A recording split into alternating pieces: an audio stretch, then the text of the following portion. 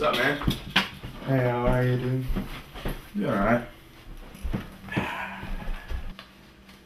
So, man, I think I fell in love today. Really? You fell in love today after one day of meeting a girl? Yeah, man, I talked to her for a whole hour on the bench outside the cafeteria.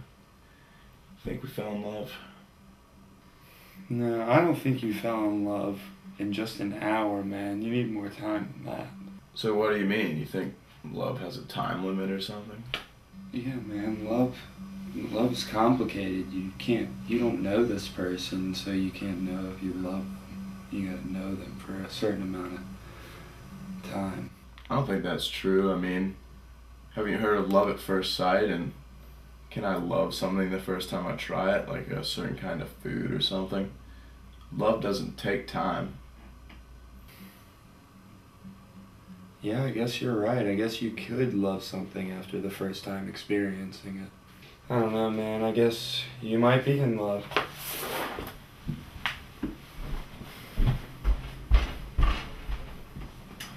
Our language is full of abstract words that we assume we have a concrete definition of. In this case, the definition of love is debated and not reached. The reason there is a debate lies in a difference in intuitions or assumptions over the definitions of the word, to which there is no clear answer. The philosopher Socrates made it his life purpose to explore these abstract concepts and find the reasons for which people held beliefs about the concepts.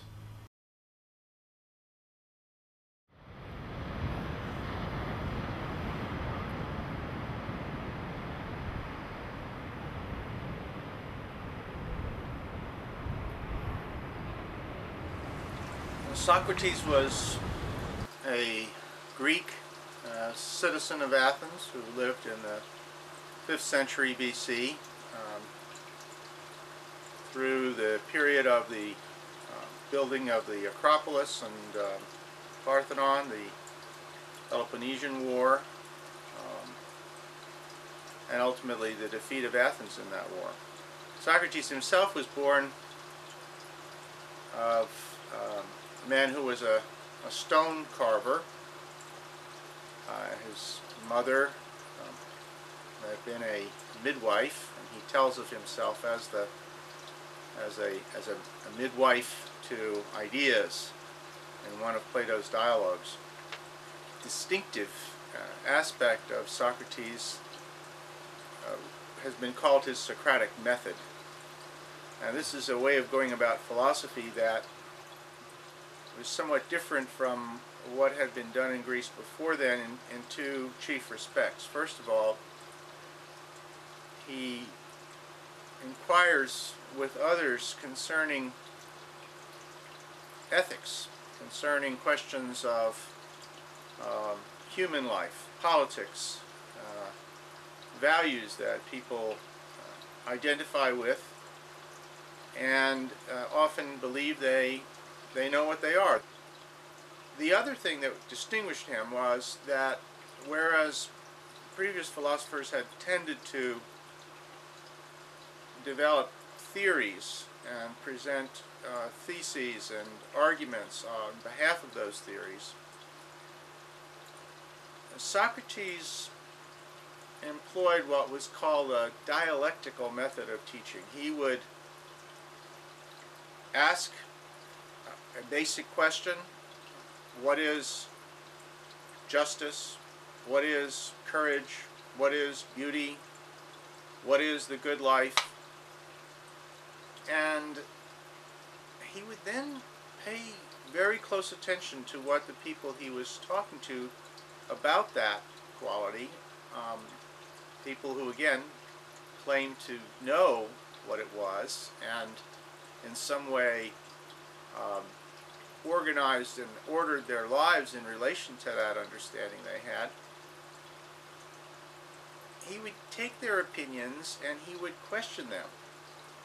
And he would ask, well, what does this opinion imply?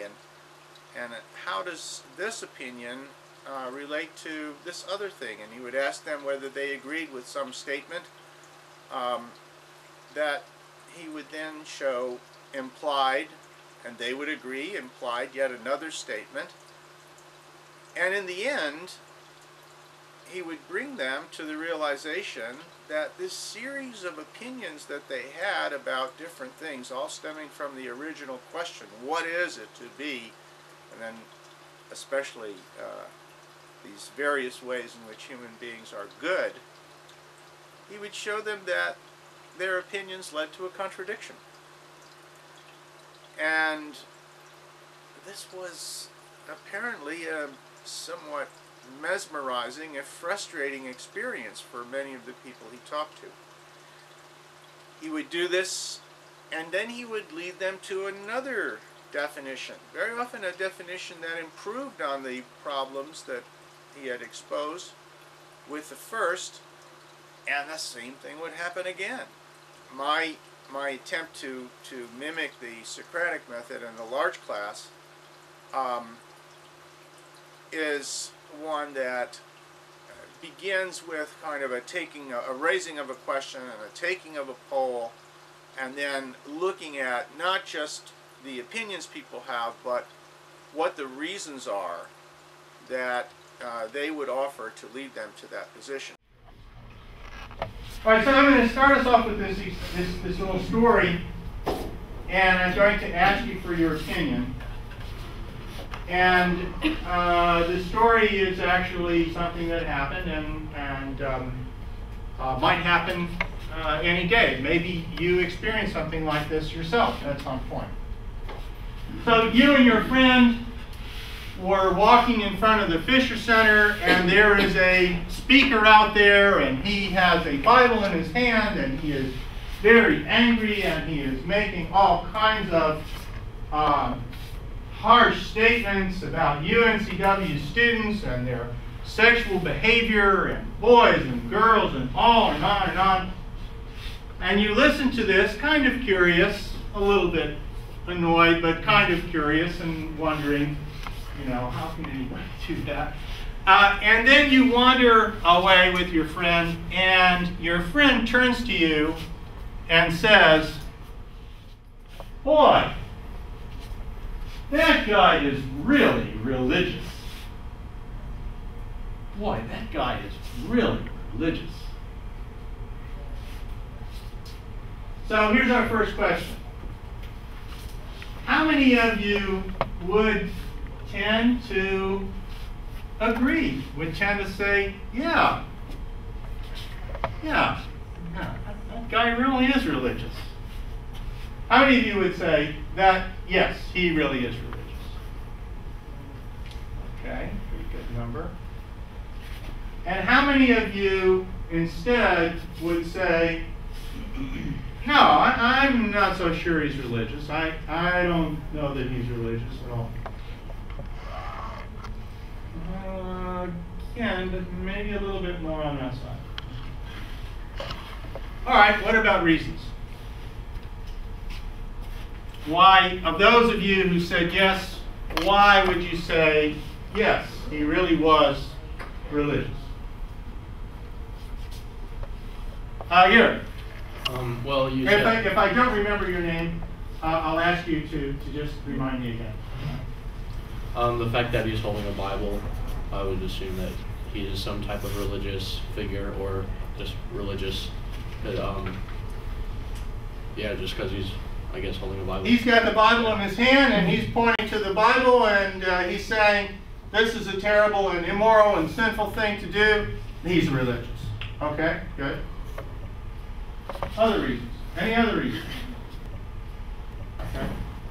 Andrew.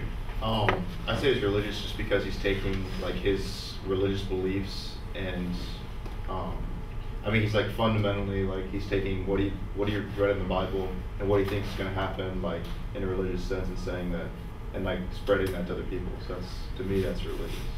So it's not just that he's got the Bible, it's got his beliefs. He believes in those things, and he is using that to say these people are sinful or whatever it is. That makes him religious. Okay. Any other reasons from those of you who said yes, you think he is religious? Okay. Those of you who said no? All right, Jordan and Sarah. And maybe Catherine. I say no, just for the simple fact of, well, most everybody's familiar with Christianity, correct? Well, Yeah, okay. in this part of the world, yeah. Just because somebody says that they believe in God and they're going out and doing all this for their God or whatever deity that they're praying to, what have you. Just because you're saying you're doing this for you doesn't mean that you're actually believing in, or you're trying to profess your own personal beliefs by using something else. Like, I know like a lot of Christians preach that God is love and that you ought to do this in the name of God, and you're trying to help people come to know God. You're doing nothing but pushing people away by saying you're sinful, you're doing this have you, whatever. So I'm saying maybe if they've got a personal problem, they're out there preaching about all this, maybe they're the ones putting their own personal beliefs, not necessarily religion. Okay, you're going to distinguish between your own personal religious beliefs and something else which is a more genuine religious belief. Is that it? Okay, all right. And I wonder exactly how to do that, but you still got those. Sarah. I kind of agree, but then at the same time, like, if you are religious, and this is the background you've been, raised in, you're taught to be kind of open-minded and not judgmental of people. So if it is your belief that you should be, attacking students for their sex lives, that's probably not the best way to encourage them to go away from that. To be yelling at them and saying, you're going to hell. Does that make sense? Like, actually, I found myself shifting back and forth whether you were a yes or a no. I'm kind of like, and it's like, I feel like he's religious, I guess, but then at the same time, like in religion, you're not taught to attack people. If you feel people shouldn't be doing something, you might do it in a less malicious way. So there's something too malicious, something too harsh about the way in which he's practicing his religiousness? Yes. Which makes it not be a religiousness. Is that right? Yes. All right. Mike? I don't know what the definition of religious is, but since you put the Bible in there and attaching that to Christianity, I'd have to say no, because it's a complete contradiction of Christianity, period, as far as the way that he's presenting himself, much like they had said. Okay, somehow he thinks he's being, maybe he thinks, so far as we know, perhaps he thinks he's being religious and Christian, but not really. Yeah, I'd label him more crazy and, a bit of an a-hole than anything else. Okay, but we will do that in a kind and loving spirit. Right? Loving is here. All right, over here, Shelby. It's just that the fact that he used the word religious, like, there are many different religions. Like, yeah, maybe he's being a Christian because it's not really being a Christian, it's just like he's using the Christian point of view, but he's not being religious because there's so many different religions other than Christianity. All right, and will we extend that also to within Christianity? That within Christianity there are different ways of being Christian? Absolutely. So it's the fact that he used the broad term religious instead of a specific term. But even our more specific term is a little broad. Right. Okay. We may find that troubling at some point, but let me just test out a few more thoughts here. Doug and Michelle, and then back to Ryan. Maybe we define that religious is more a set of beliefs, and religion is something that you belong to, because you can be religious without maybe being part of a religion, like not identifying with anything. And his religion. And by the way, what would that be? I mean, we got to have something to hang our hat on here, right? Spiritual, non-religious, maybe. All right, okay. We got these words in our language that do sort of seem to mean something. We can have some disagreement about them. But spiritual is going to be one that somehow